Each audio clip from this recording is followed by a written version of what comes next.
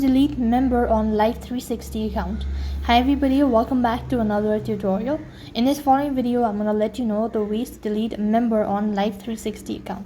To do this procedure, first thing first, what you want to do is go and log into your Life360.